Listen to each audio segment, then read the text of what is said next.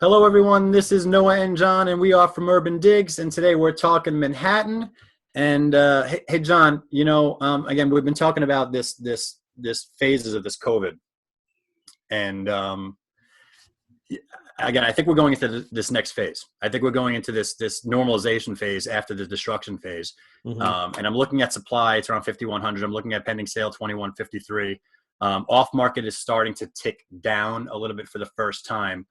The shutdown order, I just got off the phone with Neil Garfinkel. The shutdown order is right now till May 28th, and it looks like New York. If you look at New York as regions, right? They're going region by region, and New York City, of course, is one of the densest regions. So we're kind of at the end of the line.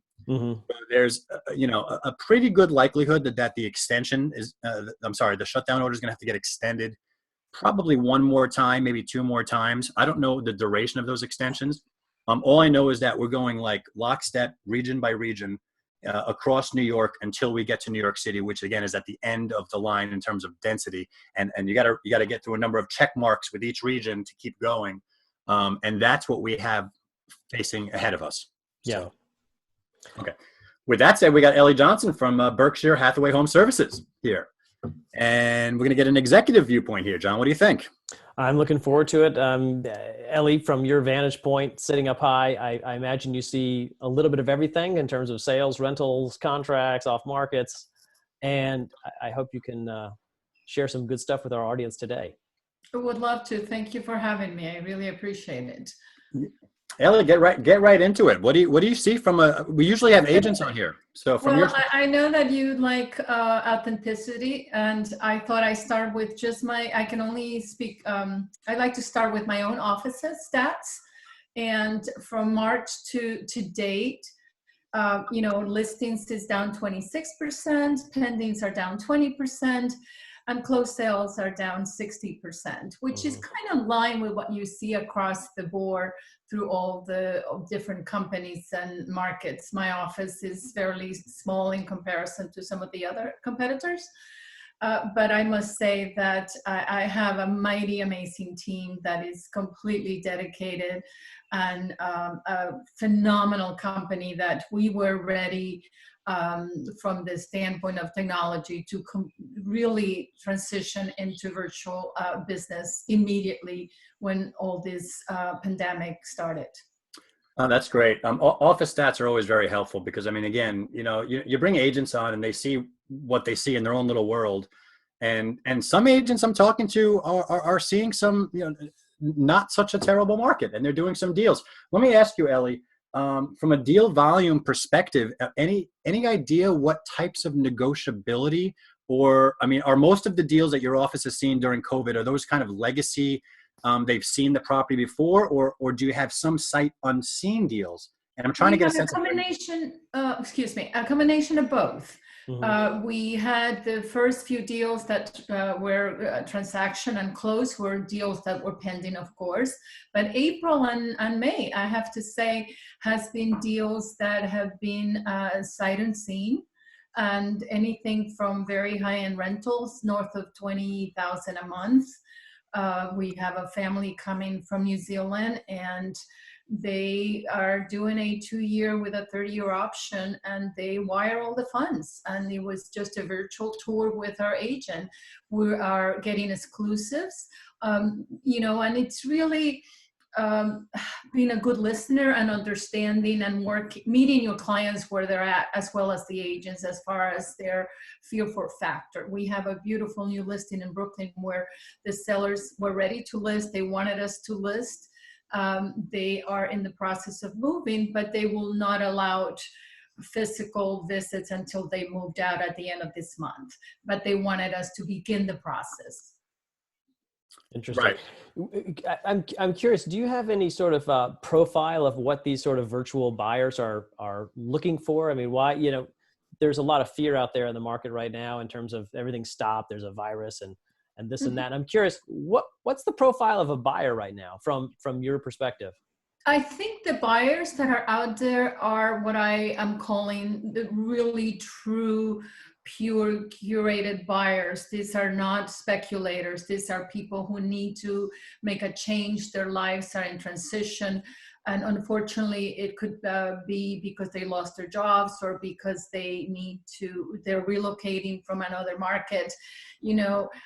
Granted, COVID-19 put an incredible stop to society, the world as a whole, but life continues. And I was so pleased to hear the chairman of the Federal Reserve yesterday on 60 Minutes, because his optimism and the reinforcement that we had such a strong economy before all of this took place. And we anticipate that ideally, if there is no more infections, and hopefully they'll find a vaccine sometime in the future, we're going to come out strong. And New York City is always going to be New York City, and we're going to remain optimistic.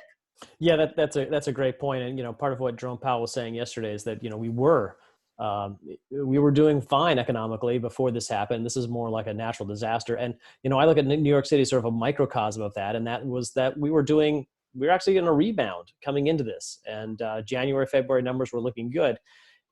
With that said, looking, based on sort of what you're just saying about, looking ahead, how are your sellers taking this, and what are their thoughts right now in terms of how are they pricing, how are they thinking about transacting, and are they looking to push things to the future? Or different companies and different sellers are taking a different approach, which is not uncommon for any circumstances.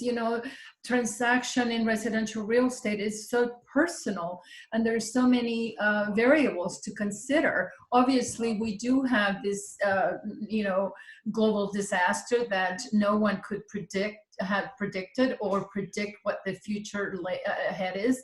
Therefore, there's more pause and more cautions. The normal circumstances are all there, right? Because the question is always, when is the right time to buy? When is the right time to sell? And if you talk to different colleagues at my level across the board in the top firms in New York City, you're going to hear a different story.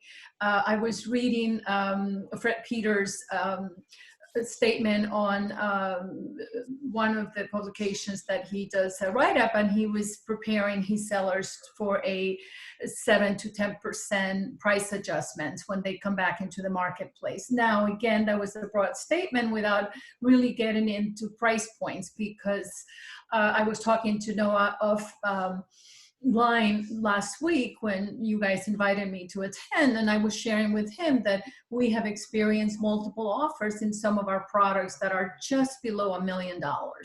So again, I think that it's certainly, the circumstances are different than everything we have experienced in the past. However, sometimes things that are different are still the same. Hey, Ellie, I don't want to put you on the spot here, but I kind of do want to put you on the spot. It's okay. Let's talk about some of the other contracts that may not have had such an optimistic endpoint. I know there are deals. I tend to think that look, there's so few deals being done, and the market's so illiquid. There basically is no market. I mean, there's a semblance of a market in terms of deal activity. I mean, deal activity is down 80%. So again, if you're a seller and you have to trade and you have to sell, you have limited options in terms of the bids that are there. What are you seeing in terms of contract activity? I know you see a whole bunch. Are you seeing some deals down 10%, some deals down 15%, some deals down 20%? Or are you telling me that most of these deals are happening pretty close to where we were before COVID? Any idea there? Any color? You have different products.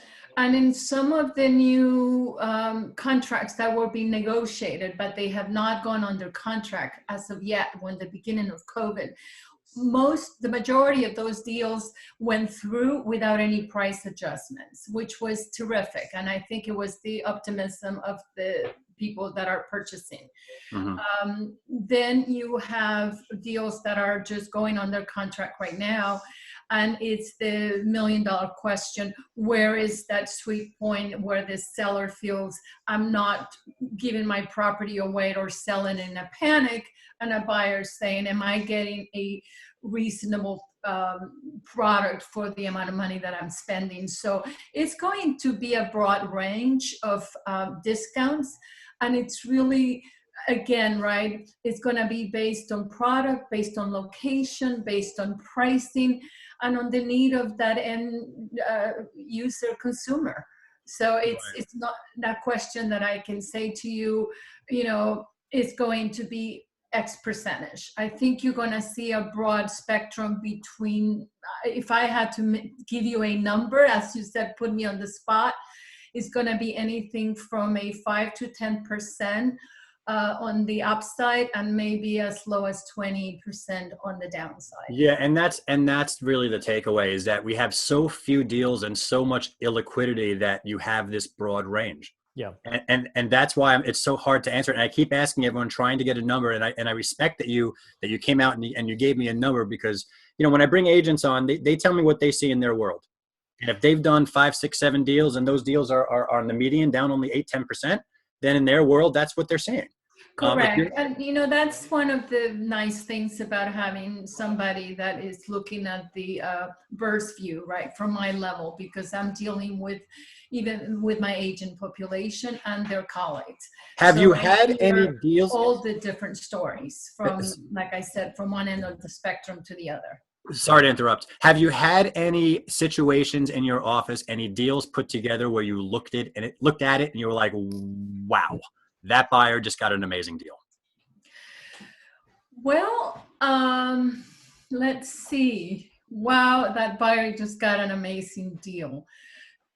Not really. I have seen, what I have seen though, it's some deals that you thought maybe would not happen. Like, we have an amazing deal at 111 West 57, and it's a beautiful story of a purchaser buying as a birthday present for his wife. We had just gone under contract, and last week, believe it or not, that was one of the buildings that, for whatever reason, is being grandfathered, and they've been able to continue construction. And our buyer has added upgrades to the unit and bought a storage unit. All this happened last week. So they're just continuing on, and this is a property that is north of $25 million. Right. So the unexpected deal. I love it. What about your outlook, Ellie? When you look out, summer and fall, what do you see? You know, I think that we certainly I mean, it all depends on how the transition takes place. And like you said, you were speaking to Neil, and when you hear to Governor Cuomo, he has already told the city that we have to be at home until June 13th, if I'm not mistaken.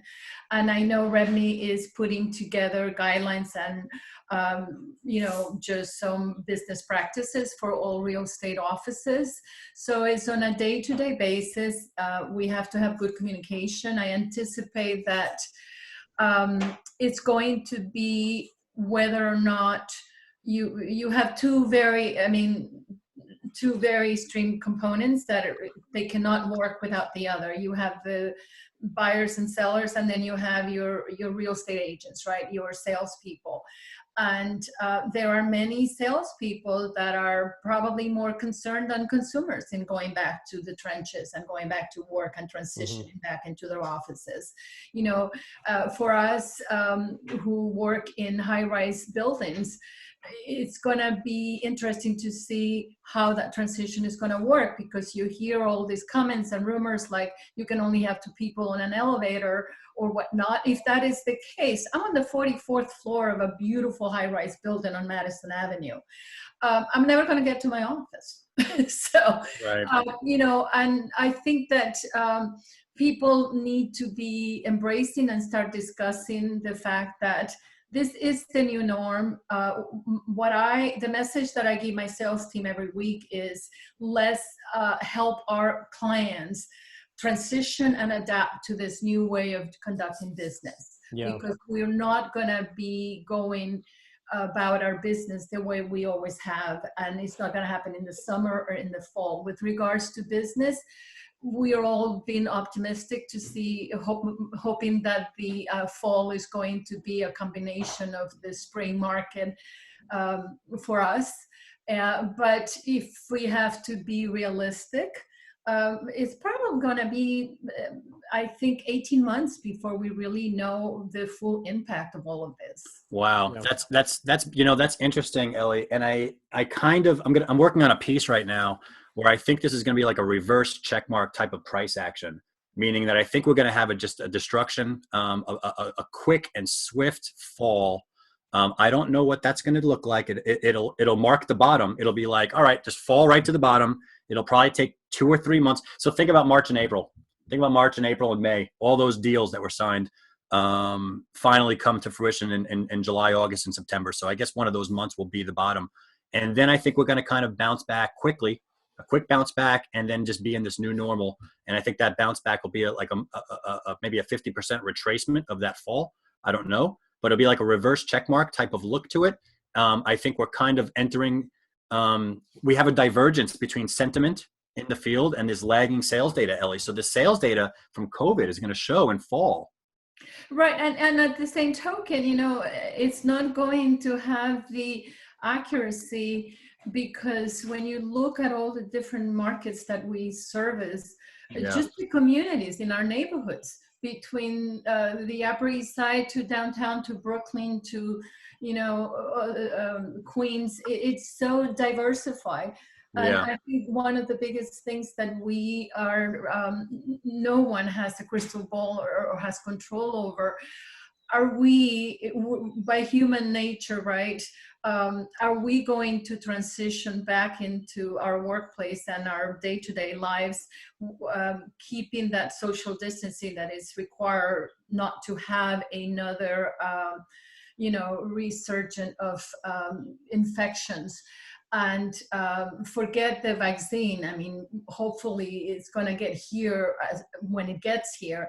But in the interim, again, is how do we navigate an environment where, when you talk to some people I talk to, they're so panic-stricken and scared that they're immobilized. And others, I always look at the glass half full, and that's just my nature.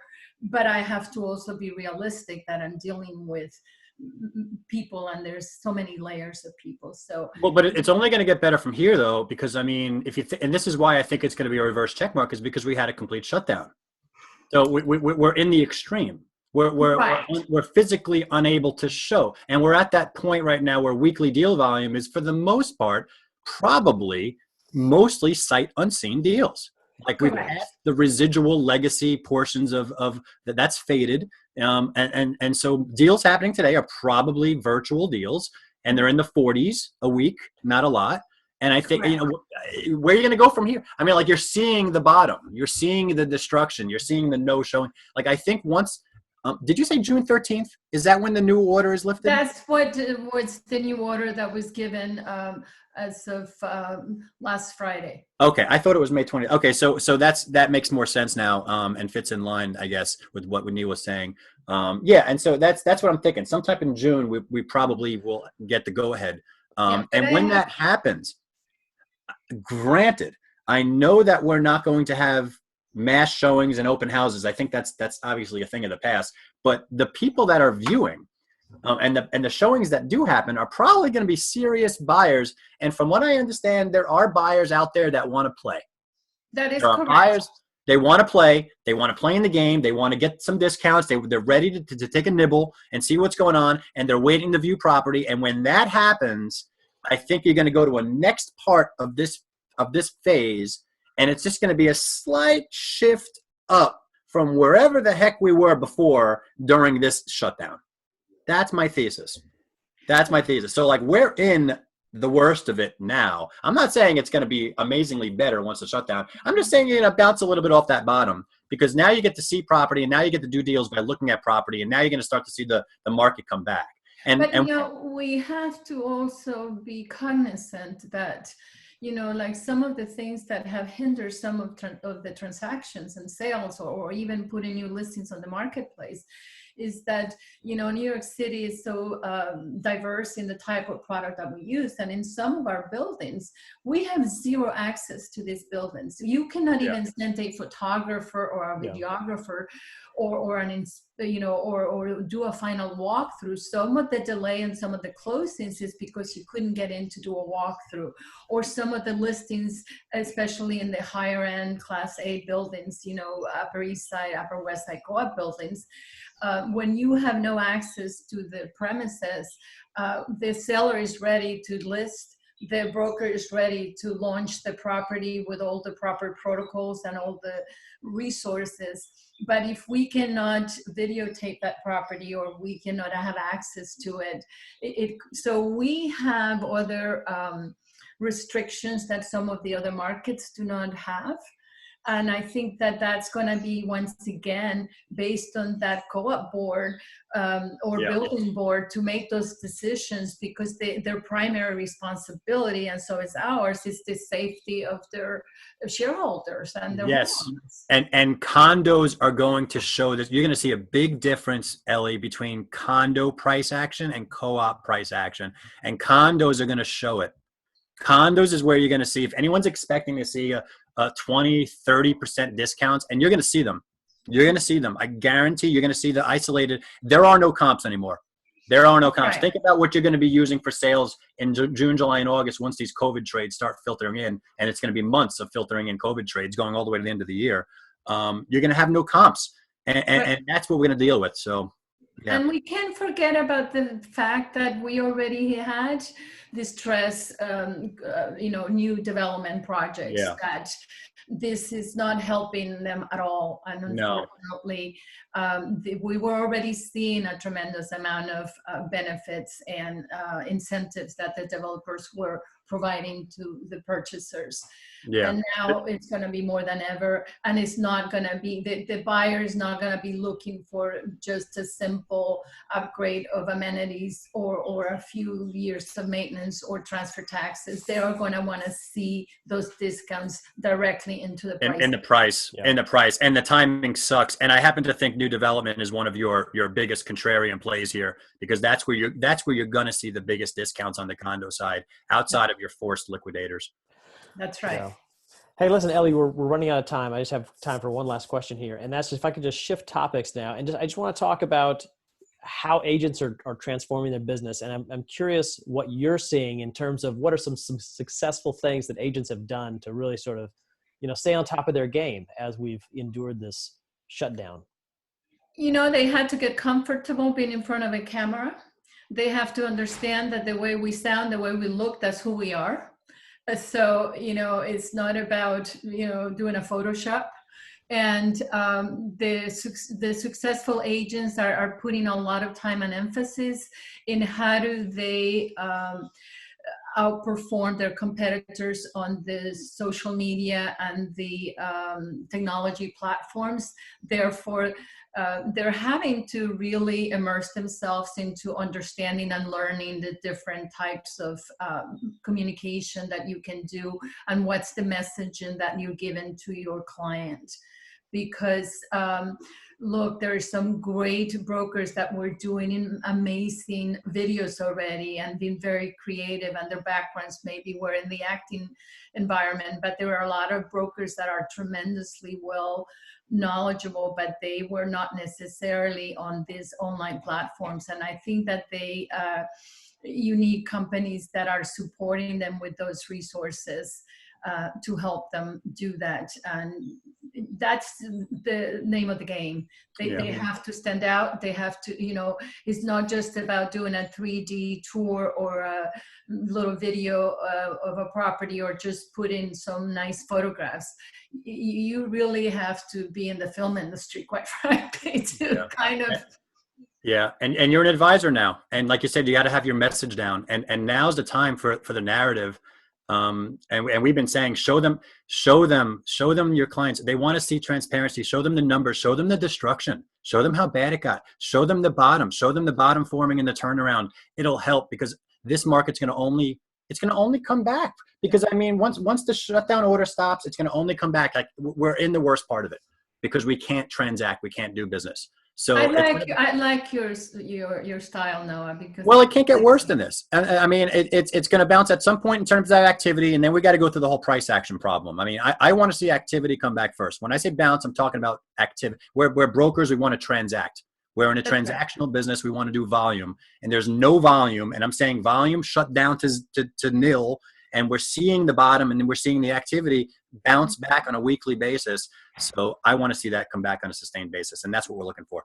Ellie Johnson, thank you so much for your time. This has been great from Berkshire Hathaway Home Services.